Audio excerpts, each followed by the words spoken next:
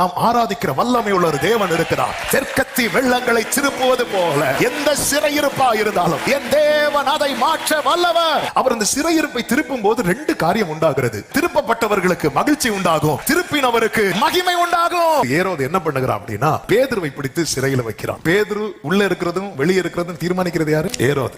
ஏரோது பஸ்கா பண்டிகைக்கு பின்னாக வெளியே கொண்டு வரலாம் பிளான் வச்சிருக்கான். எதுக்கு வெளியே கொண்டு வரதுக்கு தெரியுமா? கொல்லுறதுக்கு. ஆனா கர்த்தர் அன்னைக்கு நைட்டே வெளியே கொண்டு வரணும்னு பிளான் பண்றார். எதுக்கு வெளியே கொண்டு வரணும் தெரியுமா? சொல்றதுக்கு. சாத்தான் உங்களை கொல்லுறதுக்குன்னு பிளான் போடும்போது நீங்க அவர் நீதியை சொல்வதற்கு கர்த்தர் பிளான் வச்சிருக்கிறார். 4 வகுப்பு பாதுகாப்புக்குள்ள பேதுரு இருக்கிறான். தூதன் வந்து அங்கே நின்றான். அவன் பேதுருவை தட்டி எழுப்புறான். இந்த தூதன் இந்த இரவு வரலன்னா நாளைக்கு ஏரோது வந்து நின்று பேதுருவை தட்டி எழுப்பி இருப்பான். சத்துருவின் கை உன்மேல் படுவதற்கு முன்னே கர்த்தருடைய கிருபை உன்னை தொடும். காவல் காத்து கொண்டிருந்தார்கள். ஆனா அவங்களுக்கு தெரியல. அவங்க பார்வையில இன்னும் பேதுரு எப்படிதான் இருக்கிறான்? தூங்கிட்டு தான் இருக்கிறான். உங்களால எழும்பி தேவ சமூகத்துல உட்கார முடியுது, நீங்க காவல கடக்குறீங்க. பைபிளை வாசிக்க முடியுதுன்னா காவல கடக்குறீங்க. இன்னைக்கு நீங்க பிரச்சனைக்குள்ளதான் இருக்கிறீங்க. ஆனா ஜெபிக்க முடியுதுன்னா நீங்க ஒரு காவல கடந்துட்டீங்கன்னு அர்த்தம். முதல்ல உன் சங்கிலி, உனக்குள்ள இருக்கிற கட்டெல்லாம் விழணும். நம்ம தூரத்துல இருந்து பார்த்துட்டு இருக்கிறோம். அது இரும்பு கதவு, நம்மளால திறக்க முடியாது. உள்ள பல சிறையிருப்பை வச்சுட்டு நீங்க தள்ளுனாலும் இந்த கதவு திறக்காது. ஆனா அந்த ரங்கத்துல ஒரு மனுஷனுக்கு விடுதலை கிடைச்சிட்டுன்னு வைங்களேன், தள்ளி திறக்காத கதவுகள் எல்லாம் தானாய் திறக்கப்பட